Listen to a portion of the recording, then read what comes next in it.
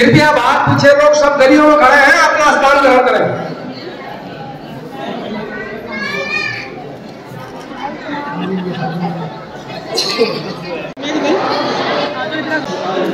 अब उनको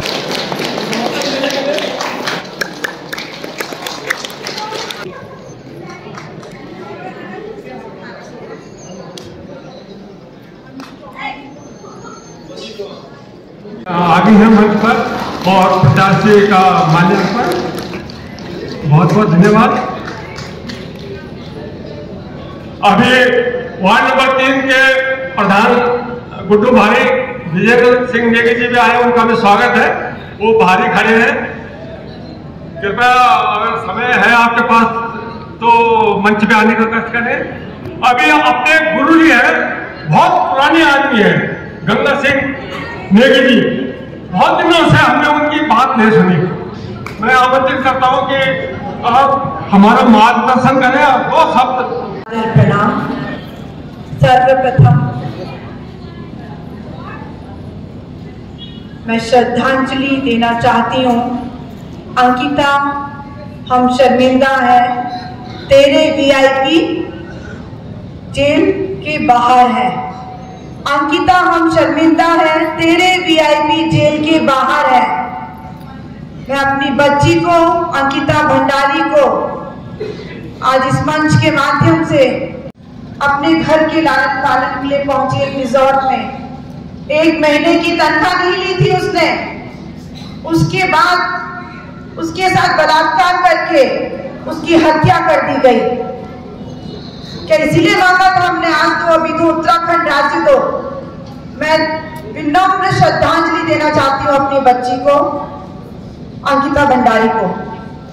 एक बार जोर से कहेंगे बहुत बहुत धन्यवाद। आज आपके बीच, आपके समक्ष आपकी बेटी रंजना रावत मेयर प्रत्याशी के रूप में यहाँ उपस्थित हुई है। और कहीं ना कहीं अगर आज आपकी बेटी रंजना रावत आपके बीच में मेयर प्रत्याशी के रूप में खड़ी हुई है तो बहुत बड़ा हाथ माननीय हमारे अग्रज पिता तुल्य सुरेंद्र सिंह नेगी जी का जो सानिध्य इस बच्ची को मिला। उनकी उंगली पकड़कर सीखा मैंने कि कांग्रेस का संगठन कैसे बनाना है, कैसे काम करना है, कैसे बोलना है। तो मैं दिल की गहराइयों से धन्यवाद देना चाहती हूँ अपनी पार्टी के शीर्ष नेतृत्व एवं माननीय सुरेंद्र सिंह नेगी जी का। हम आपसे अपने कुछ मुद्दे रखना चाहेंगे क्योंकि नगर निगम के चुनाव होने जा रहे हैं। मन भी बहुत प्रफुल्लित है।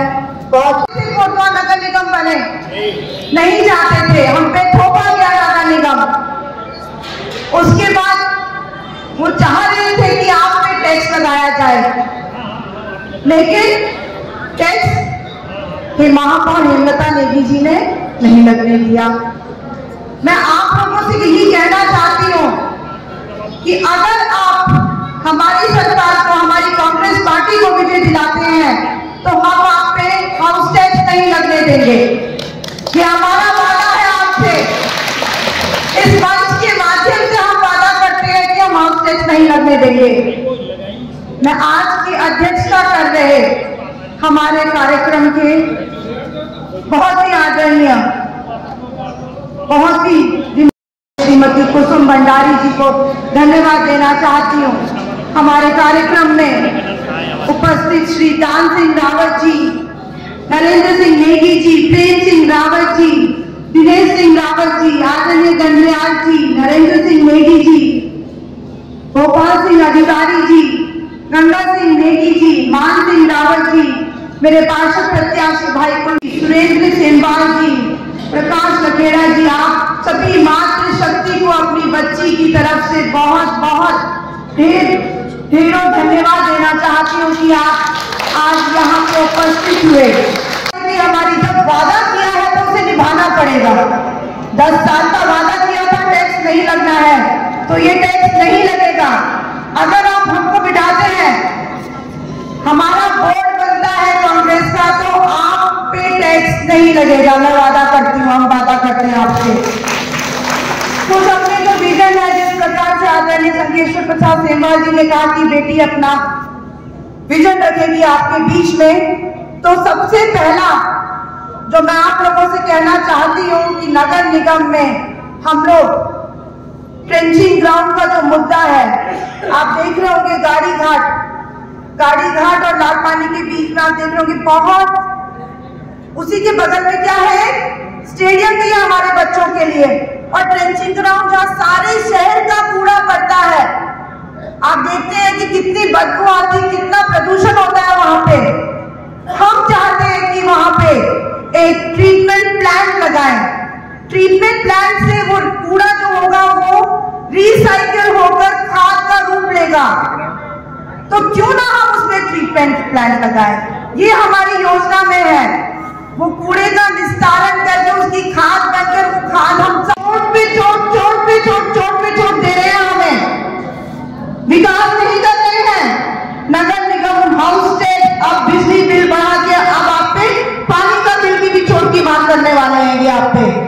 मैं आप लोगों से कहना चाहती हूँ कि सोच समझ के आपको जनप्रतिनिधि चुनना चाहिए, अपने क्षेत्र का जो विकास कर सके उसको चुनना चाहिए। मैं अपने युवा साथियों से कुछ कहना चाहूंगी, जो मेरे बच्चे 10th 12th की प्रिपरेशन कर रहे हैं, जो अपनी आगे फर्दर कॉम्पिटिटिव एग्जाम्स दे रहे हैं, कोई फौज में जा रहा है, कोई सीडीएस की तैयारी कर रहा है, कोई बैंक पीओ की तैयारी कर रहा है, कोई छोटी छोटी कॉम्पिटिशन की तैयारी कर रहा है। एक भी लाइब्रेरी नहीं है हमारे कोटद्वार में सरकारी। मेरे ये जो बात लाइब्रेरी की मेरे दिल में जागी, ये मेरे बेटे ने जगाई मेरे अंदर। उसको शौक है रीडिंग का। उसने कहा मुझे मम्मा एक लाइब्रेरी बता दो कोटद्वार में, मुझे पढ़ने जाना है। लेकिन उसको एक भी लाइब्रेरी नहीं मिली। मुझे मेरे दिल में बहुत चोट करा ये मुद्दा कि हमारे बच्चों के लिए कोटद्वार में एक लाइब्रेरी तक नहीं है पढ़ने के लिए या उनको कॉम्पिटिटिव एग्जाम की तैयारी करने के लिए। उसी दिन ठान लिया और अपने मुद्दे में हमने रखा कि हम कोटद्वार में 40 वार्ड है और हम 40 वार्ड में हम 12 से 14 लाइब्रेरी बनाएंगे अपने बच्चों के लिए।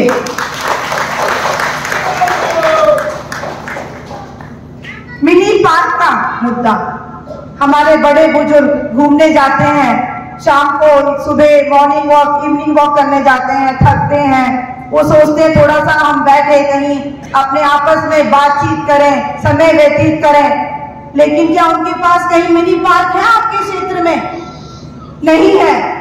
हम चाहते हैं कि आपके लिए जहां जहां सरकारी जमीन है वहां वहां हम चिन्हित करेंगे और अपने बड़ों के लिए, बुजुर्गों के लिए और बच्चों के लिए मिनी पार्क की व्यवस्था करेंगे। आप लोग सब ग्रामीण क्षेत्र वाले हैं, बहुत ज्यादा परेशान है आप जंगली जानवरों से, सांड से, बंदरों से, खेती वाले सब हमारे यहाँ पे बहने हैं, भाई हैं। हम खेती करते हैं, सांड घुस जाता है, बंदर आते हैं। तो इसके लिए भी हम लोगों ने पहले ही 2-3 महीने पहले ही हमने एसडीएम से बात रखा था कि हम कैसे पकड़वाएं सांड, कैसे इनकी व्यवस्था करें हम। तो ये रूपरेखा तैयार पहले ही हमने अब करवा दी थी एसडीएम सर से। उन्होंने कहा कि जहां जहां सरकारी जमीनें हमको उपलब्ध होगी वहां हम लोग अपने जो गौवंश है उनके लिए जगह बनाएंगे, उनको वहां पे हम रखवाएंगे। जितने भी कोटद्वार में गौवंश जिस क्षेत्र में घूम रहे हैं उस क्षेत्र में उन गौवंश को पकड़कर वहां पे एरिया में उनको जगह देंगे। तो एक समस्या आपकी ये हल हो जाएगी, मैं आपसे वादा करती हूँ गौवंश को लेकर। मैं अपनी मातृशक्ति के बारे में ना सोचूं। हम लोग बनवाना चाहते हैं महिला शौचालय।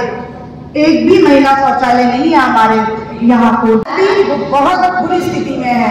सबसे पहले तो हमें उसमें कर्मचारी बैठाने हैं, परमानेंट कर्मचारी सभी शौचालय में हमने बैठाने हैं। और जहां जहां जिस क्षेत्र में हमारी जो मेन जगह है वहां पे हम लोग महिला शौचालय अपनी महिलाओं के लिए बनवाएंगे। ये मेरा वादा आपसे है। और जो मैं वादे कर रही हूँ हम लोग पूरा बोर्ड मिलके आपका ये वादा पूरा करेंगे। एक बहुत मुद्दा है जिसके लिए हम लोग हमेशा, मेरे भाई मेरी बहनें हमेशा मेरे साथ खड़ी रहती हैं और हमेशा कंधे से कंधा मिलाकर हमारे साथ चलती हैं। स्मैक का मुद्दा, नशा सूंघ रहे हैं हमारे बच्चे, 15, 16, 17 साल के बच्चे जो 10, 12 में पढ़ रहे हैं बच्चे, वो नशा सूंघ रहे हैं। कहां, किसके लिए कर रहे हैं हम मेहनत? हम दिन रात मेहनत कर रहे हैं, इन बच्चों के लिए तो कर रहे हैं, लेकिन जब बच्चे ही हमारे हाथ से निकल जाएगा तो बेकार है, बेफिजूल है हमारी मेहनत। हम सब ने मिलकर कोटद्वार से स्मैक को खत्म करना है। हम नशे के खिलाफ है। मैं आपसे वादा करती हूँ, अगर आप मेरा साथ देंगे, हमारा साथ देंगे, पूरे बोर्ड का साथ देंगे, तो हम लोग इस स्मैक रूपी जहर को कोटद्वार से खत्म करना चाहते हैं। मैंने आपसे पहले कहा कि हम लोग कोटद्वार को नंबर 1 नगर निगम उत्तराखंड का बनाना चाहते हैं, लेकिन कभी हमने सोचा कि कैसे बनाएंगे हम उत्तराखंड को नंबर 1, अपना कोटद्वार को उत्तराखंड का नंबर 1 नगर निगम। हम तो अपने कर्मचारियों के बारे में सोचते ही नहीं है। वो दिन रात मेहनत करते हैं हमारे लिए, हम उन्हें डांटते हैं कि आपने यहाँ सफाई नहीं किया, आप हमारे क्षेत्र में नहीं आए, आज क्यों नहीं आए आप? कभी आपने सोचा बरसात में, ठिठुरती ठंड में वो सुबह 6 बजे आकर साफ सफाई करते हैं, उनके पास जूते नहीं है, ग्लव्स नहीं है, हथियार नहीं है, रेनकोट नहीं है, कुछ नहीं है उनके पास। हमारा ये मानना है कि हम उनको ये मुहैया कराएंगे, सारी चीजें, औजार से लेकर, उनके कपड़ों से लेकर, उनको जूते से लेकर, ग्लव्स से लेकर, तभी वो हमारे कोटद्वार को नंबर 1 उत्तराखंड का नंबर 1 नगर निगम बनाएंगे। प्यार और मोहब्बत से कर्मचारियों के साथ भी काम ले, और ज्यादा व्यवधान भी नहीं डालूंगी, ज्यादा बातें भी नहीं बोलूंगी आपको। हम लोग इसके लिए, ये बहुत बड़ा मुद्दा, और शायद से तहसील में आपको रंजना रावत जरूर मिली होगी आपके हाईवे के मुद्दे के लिए। हम सारे कांग्रेस जन आपके साथ इस मुद्दे में खड़े हुए, और लगातार जहां जहां हमारी बहनों ने, हमारे भाइयों ने हमको बुलाया, ये हाईवे का मुद्दा, सारे घर बेघर हो चुके हैं। क्या ऐसा विकास हम मांग रहे थे? हमने एसडीएम से बोला कि आप अगर इनको बेघर कर रहे हो, हमारे भाइयों को, हमारी बहनों को, आप मुआवजा क्यों नहीं दे रहे इनको?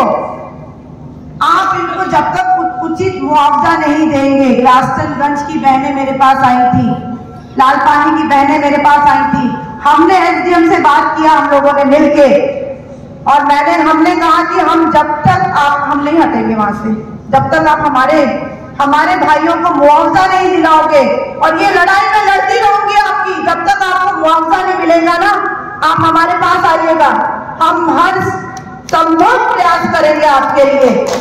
बिना मुआवजे के नहीं हटेंगे, जब तक उचित मुआवजा नहीं मिलेगा नहीं हटेंगे। हम एसडीएम से, सरकार से, शासन प्रशासन से आपके साथ खड़े रहेंगे, अडिग रहेंगे। मैं अंत में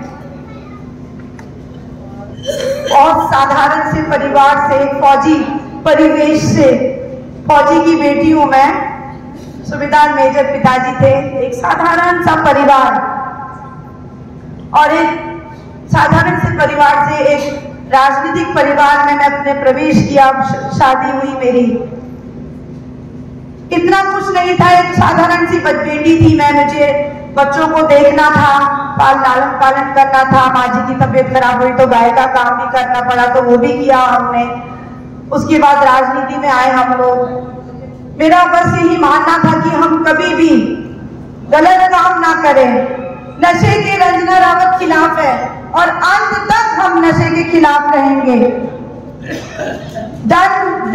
जो धन है ना, धन नहीं है हमारे पास, दूसरे प्रत्याशी बहुत धन खर्च करेंगे, आपके पास आएंगे, पैसा लेकर आएंगे, आपके पास दारू लेकर आएंगे। रंजना रावत अपने भाइयों को, अपने बच्चों को नहीं बिगाड़ना चाहती। हम चाहते हैं कि हमारे भाई लोग नशे से दूर रहें, हम यही चाहते हैं कि हम आपका विकास करें, ना इधर ना उधर, ना उधर ना इधर। रंजना रावत जहां तक आखिरी सांस तक जिस पार्टी में है उस पार्टी में ही रहेगी और इसी पार्टी में ही दम तोड़ेगी।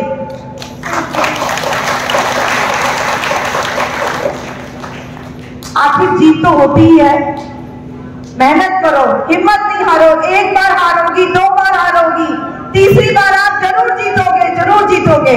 मैं यही कहना चाहती हूं कि आप अपनी बेटी का साथ दें, हमारी पार्टी का सहयोग करें। आने वाला 27 का आगाज होगा नगर निगम चुनाव और आने वाले चुनाव में 2027 में माननीय सुरेंद्र सिंह नेगी जी को भारी बहुमत से विजय दिलाएंगे। ज्यादा कुछ न कहते हुए आपका स्नेह, आपका प्यार, आपका आशीर्वाद हमेशा अपनी बच्ची के साथ यूं ही बना रहेगा और हम लोग नगर निगम चुनाव में भारी बहुमत से जीतेंगे। जय उत्तराखंड, जय भारत, जय कांग्रेस। प्रणाम।